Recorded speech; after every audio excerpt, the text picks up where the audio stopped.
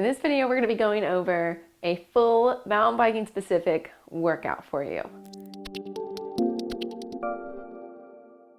My name is Liz. I am owner of The Ride Life, which is an online-based company for strength and endurance coaching for women mountain bikers. Let's pop into today's workout where we're going to do something for all of our body in a nice 5 exercise sequence. It's going to cover our balance. It's going to cover our upper body strength. It's going to cover our core. It's going to cover our glutes. So many good things that we as mountain biking women need to focus on. Let's pop into it.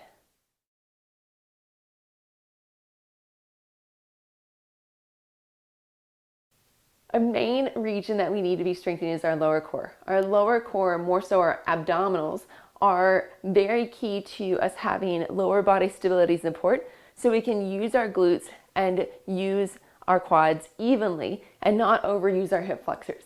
If you have tight hip flexors, this is a great exercise for you to start incorporating to not only build strength in your hip flexors, but also build combining strength for your lower core with your leg movements. So this exercise, you're going to be on your back. What you're going to be doing first is making sure you have a nice core activation here. And so do a nice breath out. And that should give you a nice tightening across your stomach as you're starting to engage. It will also probably tilt your spine back into the ground just a little bit. You're going to be making sure you hold this nice and still. How you hold this nice and still, I like for people to do, is to press their spine into the ground. That way you know where you are, you can feel that pressure. And so if it starts to lift off like this, then you can feel that there's no longer pressure on your back on the floor. If you have issues with that, put a towel roll up underneath your spine and you can press into that towel roll and that'll give you that extra stability. So after you do that tight core tightening, then you're gonna raise one leg up, the other leg up, put one leg down, then lower the other one down. Up, up, down, down. Keeping this nice and flat and controlled as you do the exercise. If you find that you're tenting, and so the main muscle that's working is your six-pack muscle, again, do that breath out, and you may just do one leg at a time. That's okay. It's okay to just do one leg. You want to make sure you're feeling that engagement in the outer parts of your core, the outer parts of your abdominals. If you're not, again, do that quick exhale. You should feel that nice activation through there. If you don't, I'd highly recommend you checking out the Ride Life team and more specifically the lower core exercises and pelvic floor, because you might have some issues with pelvic floor and your core control, combining those two together. And you're just going to go back and forth, raising one leg up first, and then alternating, leading with the other side.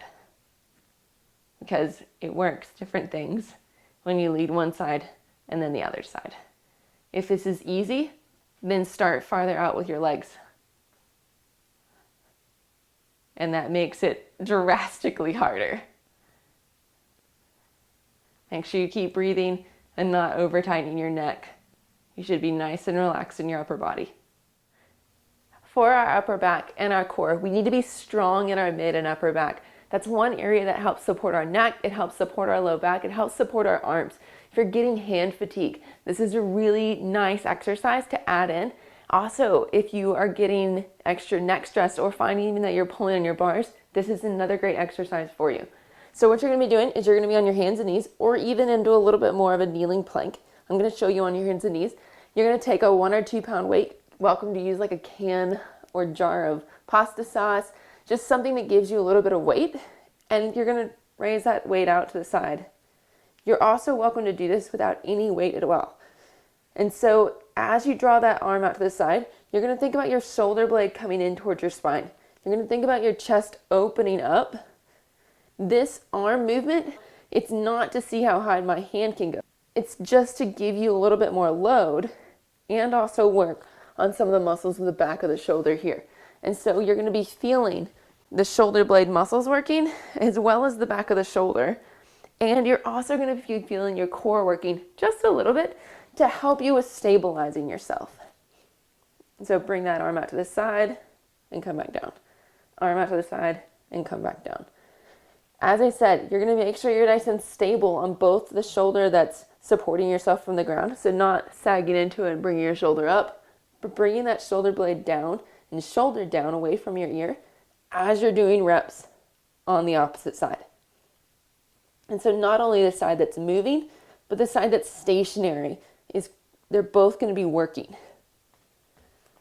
Show you again. That shoulder comes out, arm comes out, and you're going to be feeling the shoulder blade muscles working, because that's how your shoulder gets stability in our body.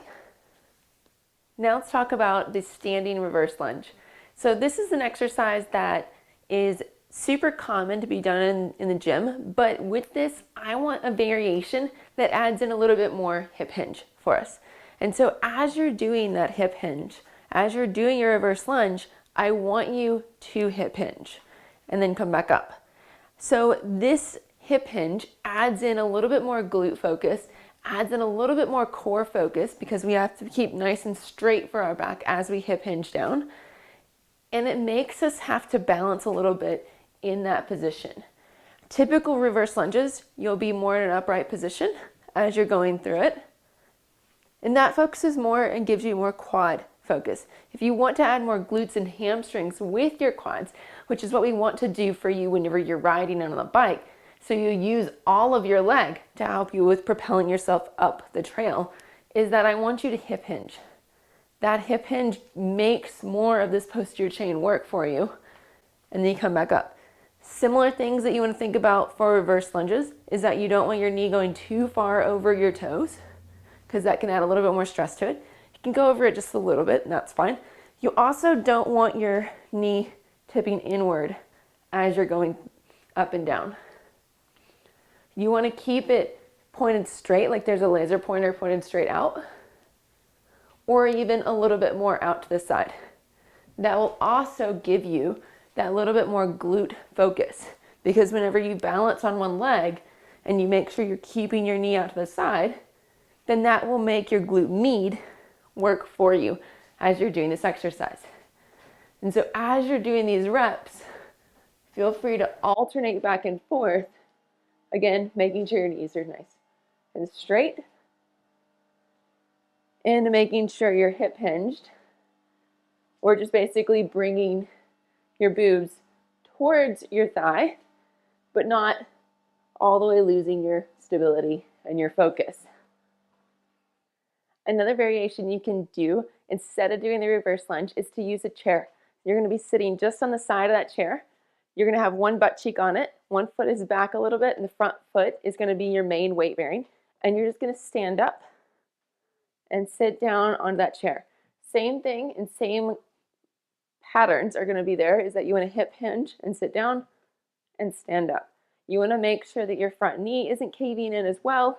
So all those same patterns, but you're just giving yourself a little bit of a boost and a little help whenever you're sitting down on the chair and then standing back up.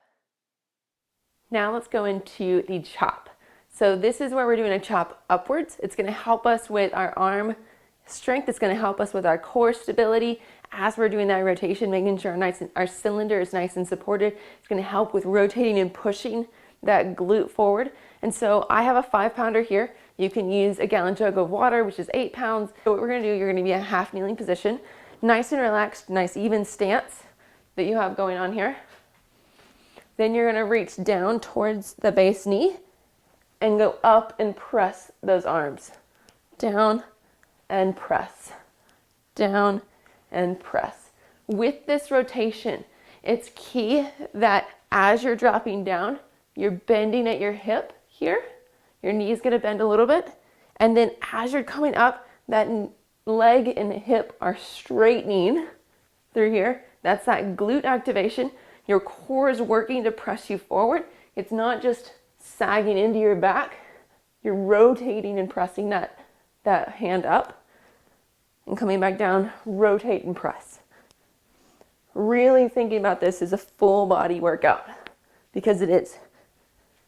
Get that nice upper chest rotation. And so you're following your hands with your head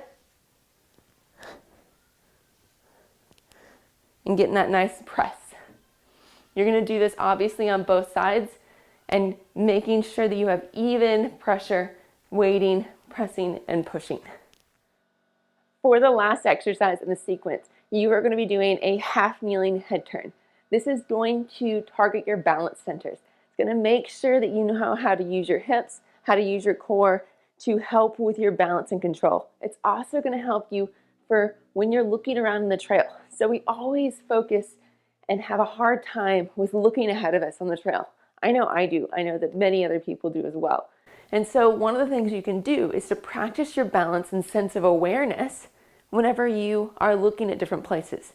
So what you're going to be doing, you're going to line up, almost line up, your front foot, your knee, and your back foot. Then what you're going to be doing is nice upright posture.